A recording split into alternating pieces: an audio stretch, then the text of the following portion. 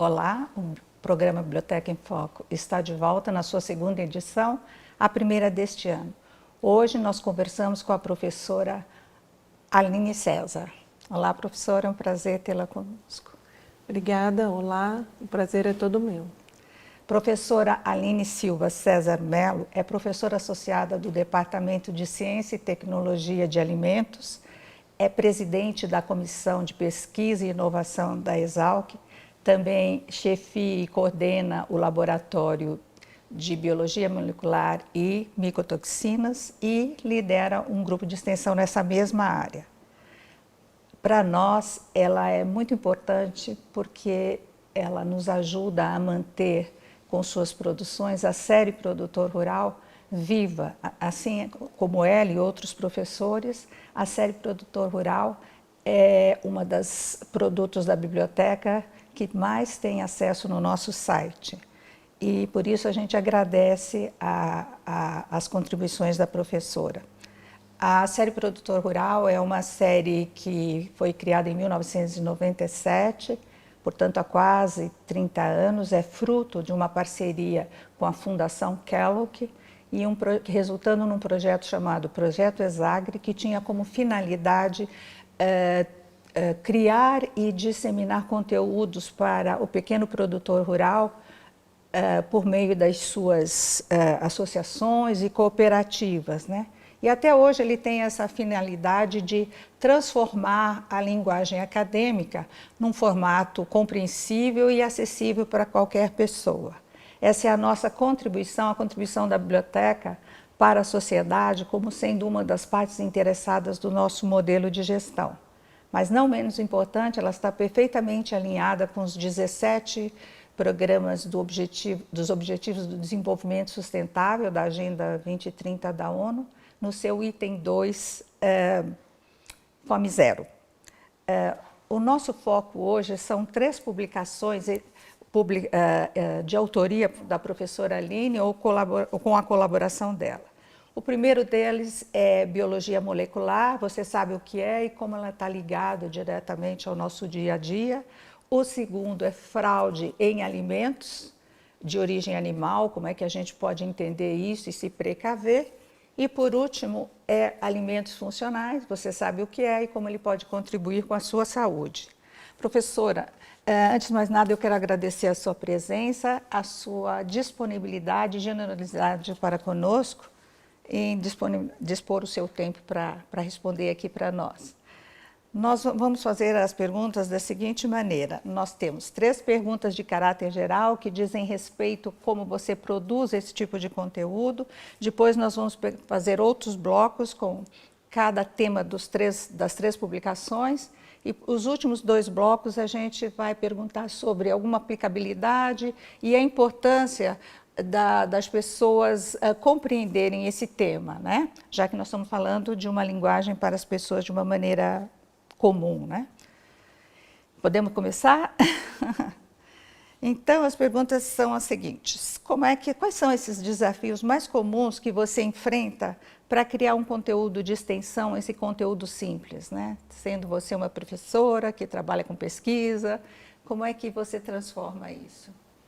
Bom, primeiro queria agradecer, né, o convite, também agradecer todo o apoio que a biblioteca tem nos dado para essas publicações e incentivo também. Então, queria agradecer vocês. Bom, não é fácil para a gente que acaba treinando ou fica muito na área da escrita acadêmica. Então, às vezes, não é fácil a gente conseguir transformar. Mas, assim, a gente tenta pensar o que as pessoas, por exemplo, da nossa casa, né? Como vamos explicar o assunto para aquela velha história, né? Como vamos explicar esse assunto para a nossa mãe, para as nossas avós. Então, a gente tenta pensar nesse sentido e também penso também um pouco em crianças.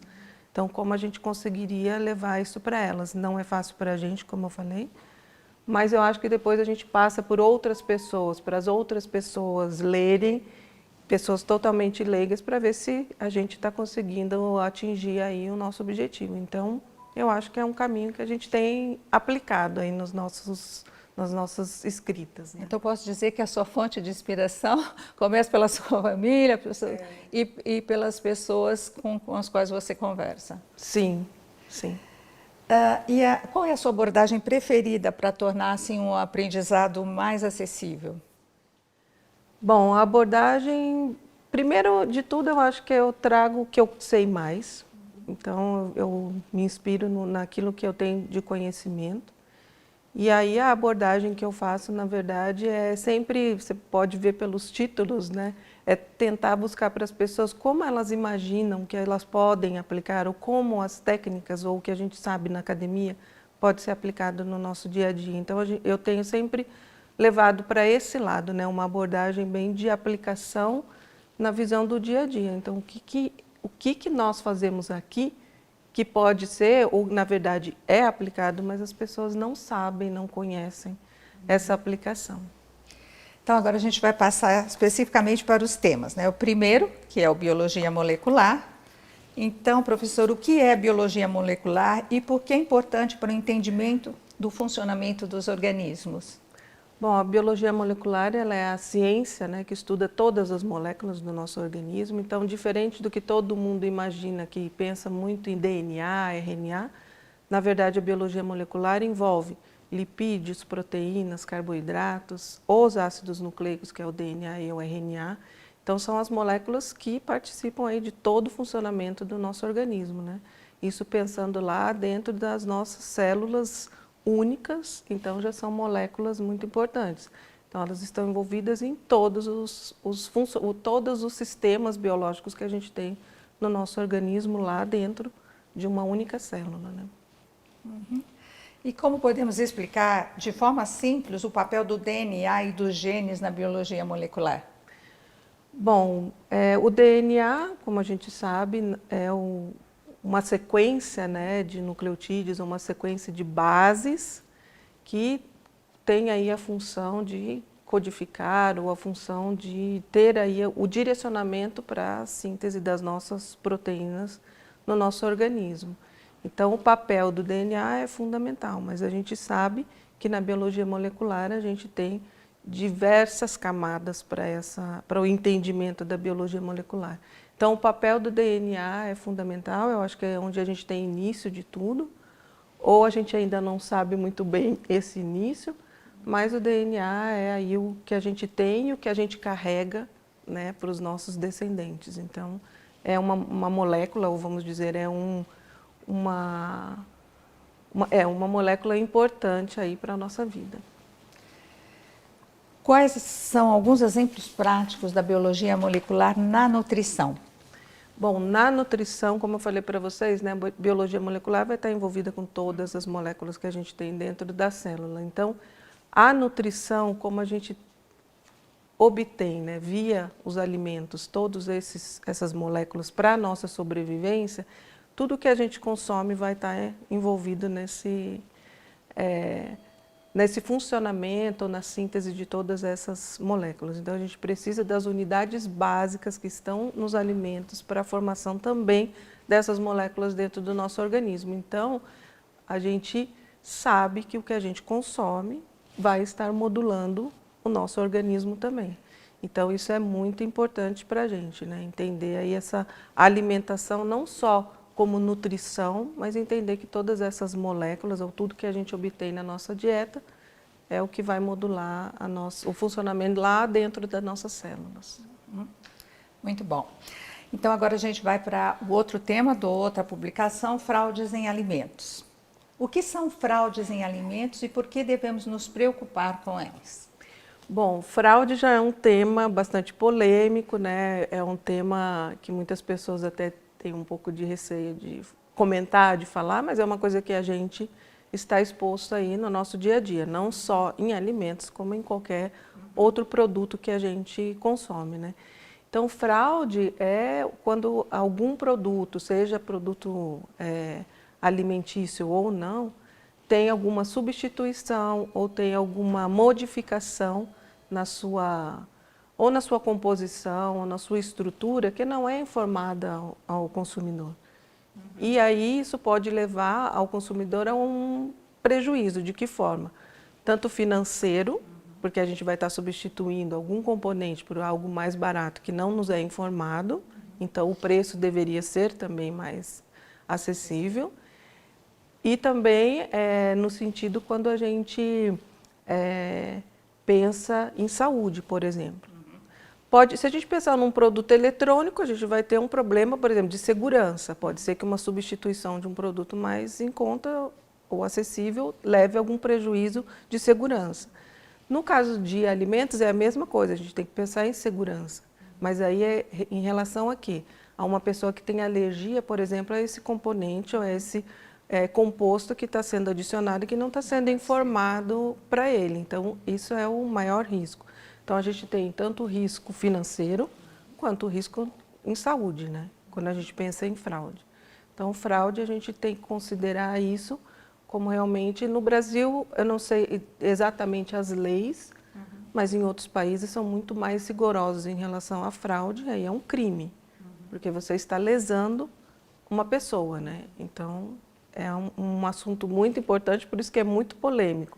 E nem sempre a gente consegue identificar essas fraudes, né? O que é uma pena. É. Como é que a gente pode identificar sinais possíveis fraudes quando vamos às compras? Como é que a gente faz isso? Lendo só? Bom, mas se é fraude não vai estar lá, né? Na verdade, eu sempre falo isso para os meus alunos e para quem sempre me faz essa pergunta. A gente sempre tenta, pelo menos, direcionar nossas compras para empresas que são idôneas, empresas que você conhece. E empresas que passam por algum tipo de fiscalização, então seja pelo Serviço Federal, Municipal ou Estadual, né, que é o CIF, e que tem um selo de certificação. Então, na verdade, é sempre pensar em procedência. Então, você confiar, né, na empresa que você está comprando os seus alimentos. É difícil a gente saber, né, da fraude, nós, consumidores, chegarmos lá e identificar essa fraude, mesmo porque, às vezes, nem com técnicas bem avançadas a gente não consegue identificar a fraude, porque quem comete a fraude, ele está sempre modificando, está sempre, de alguma forma, inovando também, né? Então, é difícil. O que a gente pode tentar é, às vezes, a coloração daquele alimento, você desconfiar que tem alguma coisa diferente, às vezes consistência, viscosidade. Então, de alguma forma, você perceber que aquele alimento que você está acostumado a consumir está de alguma forma diferente e teve alguma modificação que você não conseguiu identificar no rótulo. Então, você pode tentar identificar dessa forma. Ou mesmo na hora de consumir, né? Se você sentir algum sabor, algum odor diferenciado. Então, também é uma forma de você conseguir, mas aí você já levou o produto para casa. Já teve o prejuízo. Então, não é fácil essa identificação. É a pergunta, né? Como podemos identificar sinais de possíveis fraudes que eu já fiz, né? Então, a última pergunta é: por que é importante o uso da ferramenta de biologia molecular para identificar a fraude? Na identificação da fraude, a gente tem várias técnicas hoje sendo utilizadas. E técnicas até bastante avançadas e robustas. A biologia molecular que a gente tem utilizado, que hoje os órgãos oficiais, né, já permitem ou já reconhecem a biologia, as ferramentas da biologia molecular para isso, é que hoje o custo dessas análises teve uma queda muito grande. Sim. São técnicas que têm uma acurácia muito grande. Então, basta uma pequena quantidade, né, que você tem, por exemplo, do DNA presente nessa amostra, você consegue ter essa identificação. E a outra coisa também que é importante a gente comentar aqui sobre a biologia molecular é que ela consegue pegar pequenos traços, mas ela é dependente de organismos que tenham DNA. Certo. Então, alimentos, né, que não têm nenhuma composição biológica, não vai ter como usar ferramentas da biologia molecular voltada para DNA. Se a gente pensar em proteínas, em outras moléculas, sim. Que tem ferramentas para isso também. Ok. Nós vamos fazer um intervalo e voltamos já já.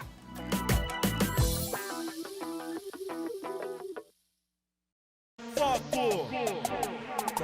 Foco na evolução que vem a cada dia. Seguir o objetivo que é vencer na vida. Sua opinião não vai me desanimar. Eu sei que tudo isso no fim vai compensar. Foco na evolução que vem a cada dia. Seguir o objetivo que é vencer na vida. Sua opinião.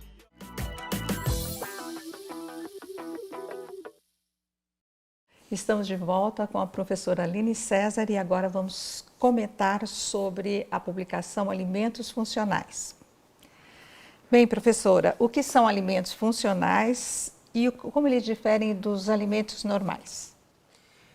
Bom, alimentos funcionais, na verdade, a gente pode classificar que muitas moléculas estão presentes em todos os alimentos, mas alimentos funcionais são aqueles que a gente pensa, eles não só trazem os nutrientes básicos para a nossa saúde, como carboidratos, proteínas, gordura, mas também trazem algo a mais que traz os benefícios para a nossa saúde.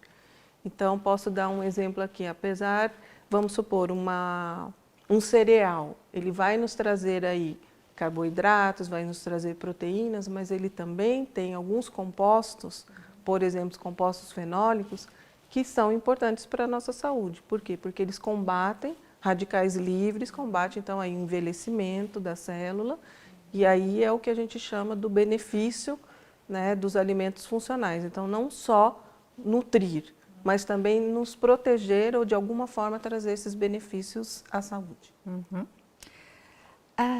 Você podia citar alguns desses alimentos funcionais e seu benefício para a saúde? E eu até queria acrescentar, e a quantidade, por exemplo, para que ele tenha esse efeito funcional, vamos dizer assim? Exemplos são vários. Na verdade, todos os alimentos que a gente consome, a gente sempre tem aí uma importância, eles possuem complementos, né, ou esses componentes funcionais. Se a gente pensar, eu vou dar alguns exemplos. Frutas vermelhas. Frutas vermelhas são ricas aí por exemplo, a uva em resveratrol, que é um importante antioxidante. A gente tem o tomate, que é rico em licopeno, também é um importante antioxidante. Nós temos na beterraba, na cenoura, no mamão, na melancia, todos os carotenoides, que são também compostos antioxidantes. Então, são componentes importantes. A gente pode citar, então, carotenoides, os próprios polifenóis, que mais?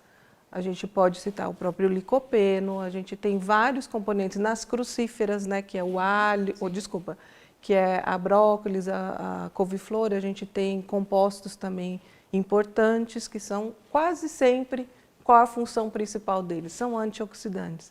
Então, são aqueles que combatem os radicais livres que a gente produz naturalmente no nosso organismo e que também são consequências de estresse, uso ou consumo de bebidas alcoólicas, problemas mesmo de saúde que também avançam ou aceleram esse tipo de estresse oxidativo dentro da nossa célula. Então, são diversos componentes que a gente pode citar. Agora, a maior dificuldade da ciência é a dosagem. Então, na verdade, dose, a gente tem vários estudos já que sinalizam para algum tipo de dosagem, mas a gente sabe que são componentes, como são componentes presentes em pequena quantidade nos nossos alimentos, é um consumo praticamente diário e essa diversidade que a gente tem na nossa alimentação é importante.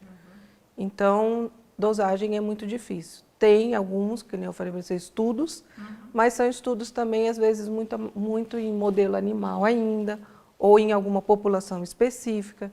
Então, essa é uma dificuldade, um desafio aí para o futuro, essa dosagem. Como é que a gente pode escolher os alimentos funcionais de forma a melhorar a nossa dieta? Então, essa questão não só da dosagem, mas variar. Existe a questão também que eu me pergunto às vezes, pode ter um componente funcional, mas pode, por exemplo, ter alguma coisa que afeta alguém, por exemplo, com diabetes, né?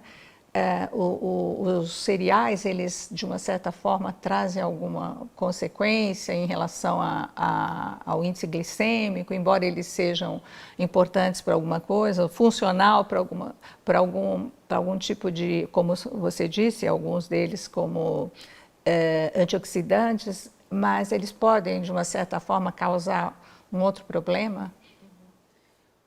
Na verdade, dieta, né, é uma coisa, é um desafio, mas baseado em estudos e também um conceito meu, a melhor coisa que se tem é essa variedade. Então, é a gente conseguir fazer essa combinação de todos os alimentos que a gente tem no nosso dia a dia.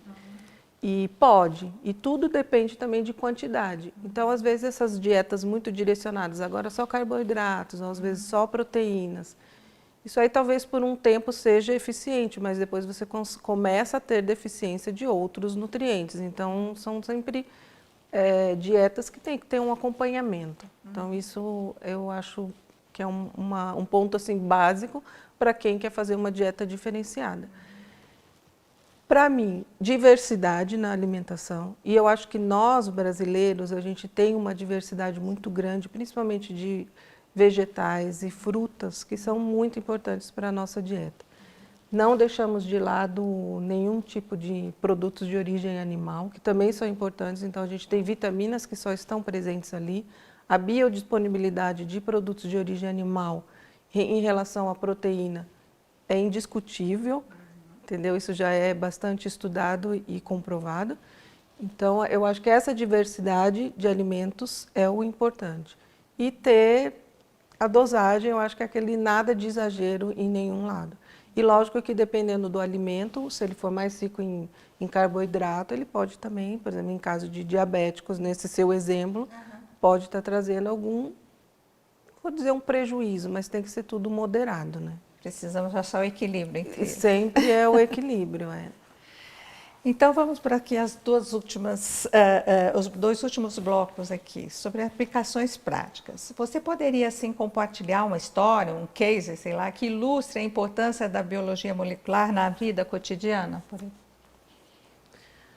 Olha, eu acho que nosso dia a dia, para mim, é biologia molecular mesmo, porque o nosso organismo está aí, que nem eu falei no início, dependente de todas essas moléculas. Mas eu acho que o que mais a gente vive no nosso dia a dia é, às vezes, você ir fazer um simples exame de sangue, onde, aplicando técnicas de biologia molecular, você pode estar aí fazendo grandes descobertas. A gente tem, na área de alimentos, né, o uso da biologia molecular, tanto para o lado de fraudes, como a gente aplica, mas a gente tem, eu trabalho no meu projeto principal, na verdade, aplica a biologia molecular, justamente para entender o efeito dos alimentos no organismo. Então, eu acho que esse é o exemplo essencial. Então, a biologia molecular no nosso dia a dia, começando pela nossa dieta. Então, entender que a nossa dieta vai modular nosso DNA, vai modular nossa expressão gênica, e isso é o que vai dar reflexo para a gente na nossa saúde. Então, tem uma ciência que é o que eu mais aplico no meu laboratório, que se chama nutrigenômica, que é o efeito dos alimentos na expressão gênica dos organismos. E o meu modelo animal, atualmente, são os suínos. Então, a gente estuda o efeito desses alimentos na expressão gênica dele e na saúde. Então, a gente consegue identificar se ele está num estado de inflamação, se ele está desenvolvendo alguma doença. Então, esse é o nosso lado. E sempre voltado do modelo animal para a saúde humana. Então, a dieta, para mim, já é o funcionamento ou direcionamento da nossa biologia molecular. Então, perfeito. E como as pessoas podem se proteger contra as fraudes alimentares ao comprar alimentos? Assim, bom, acho que um pouco eu respondi. E uma outra dica também que eu faço para quem tem acesso a isso, né? A gente tem a Agência Nacional de Vigilância Sanitária, que é a Anvisa, e ela está sempre fazendo a fiscalização e publicando isso.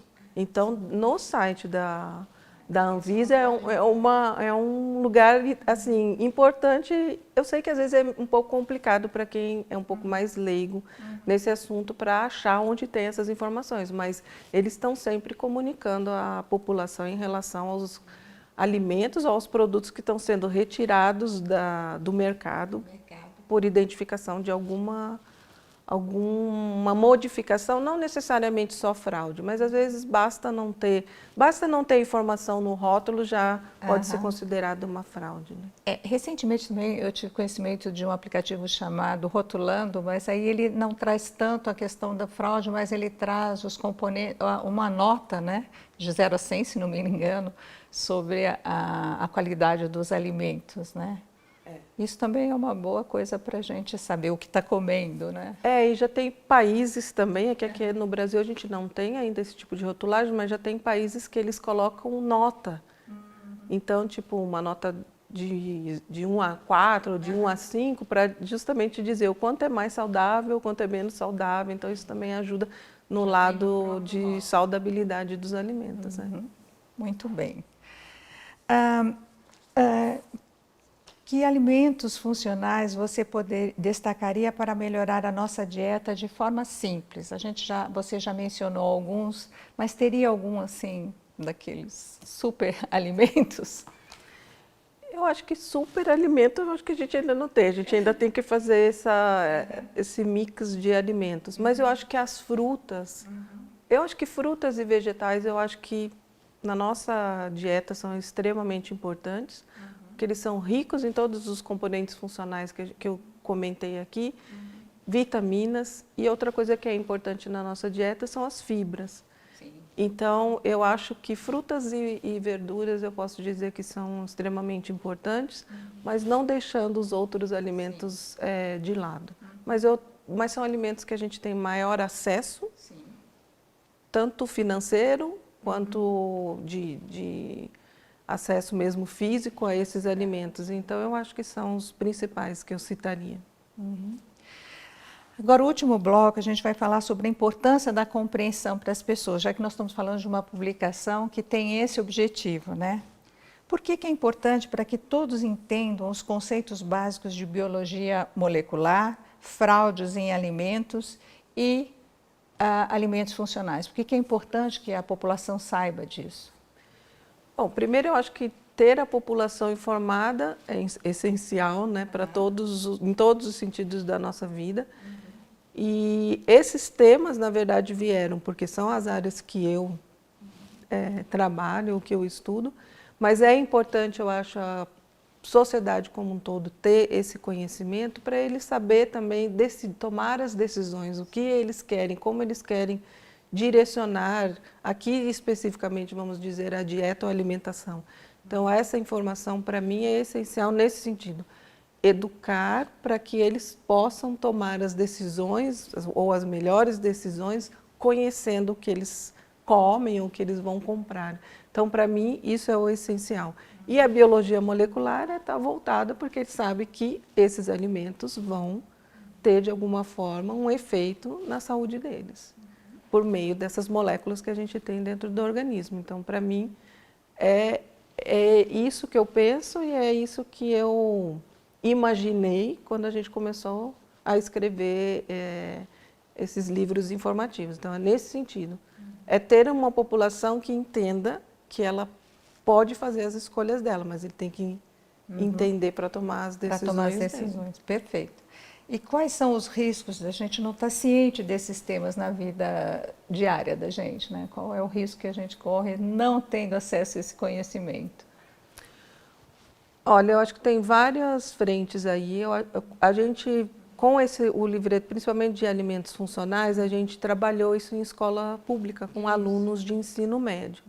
Então, isso foi até um projeto aprovado naquele programa Aprender na Comunidade, da USP. Então, a gente teve essa interação com esses jovens. E eu acho que o maior risco, eu posso até falar financeiro e talvez a saúde mesmo, porque muitos deles relatavam o sentido de estar consumindo suplementos nutricionais sem nenhum acompanhamento profissional, apenas às vezes por propaganda, sabe? É bom consumir vitamina B12, é importante consumir ferro, mas tudo isso tem uma certa dosagem.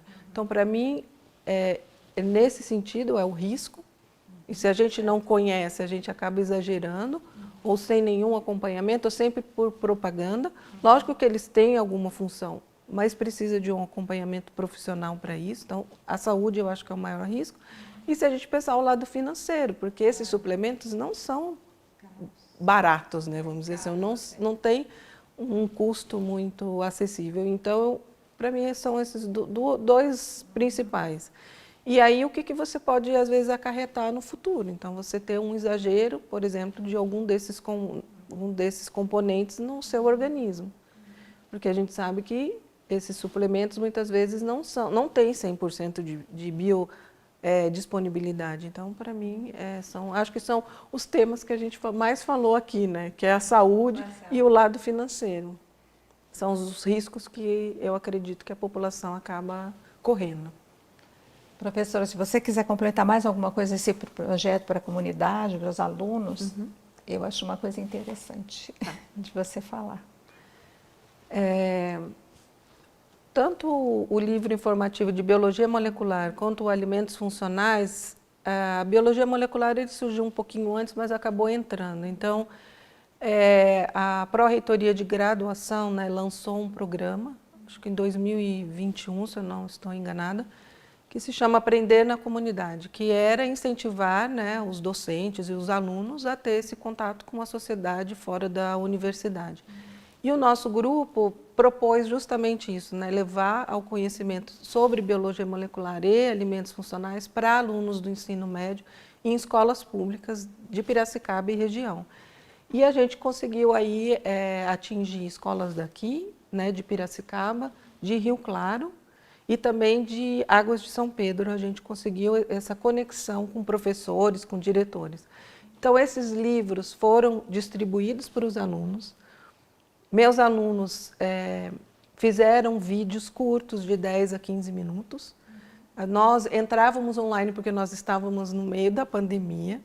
Então, nós entrávamos online com os alunos das escolas, mostrávamos o vídeo para eles. Então, cada vídeo tinha um tema. Um era inicial sobre o que são alimentos funcionais, depois a gente começava com cada componente. Então, carotenoides, fenólicos e vários outros ácidos graxos, e em cada encontro com eles a gente tinha um tema. Então, a gente passava esse vídeo para eles e depois fazia uma roda de discussões. E aí que é o que enriquecia a gente, é o que a gente conhecia mais sobre eles, né? Então, foi um projeto importante de um início, mas a gente continua com esse projeto, o projeto continua, a gente tem, só que hoje a gente não entra mais online com os alunos. O que a professora faz? Ela passa o vídeo para eles em sala de aula, eu entrego os livros, né, na escola, ela distribui para os alunos e ela continua isso como uma atividade, uma disciplina na escola. E o que é interessante é que com essa inclusão, né, de alunos com algum tipo, alguma especificidade ou que sejam especiais, eu nem sei se essa é a palavra correta de usar, mas então envolve alunos com autismo, alunos com síndrome de Down, porque eles têm esses alunos dentro das classes, né?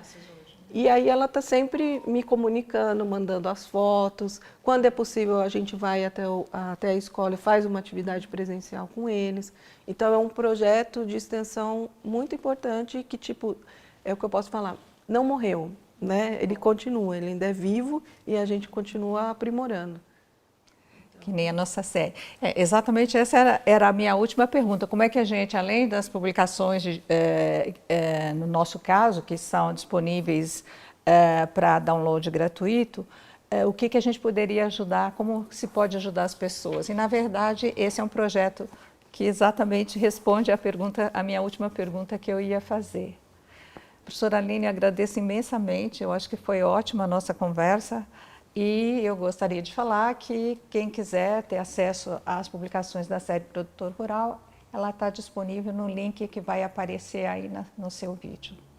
Até a próxima. Obrigada, professora. Obrigada, eu que agradeço.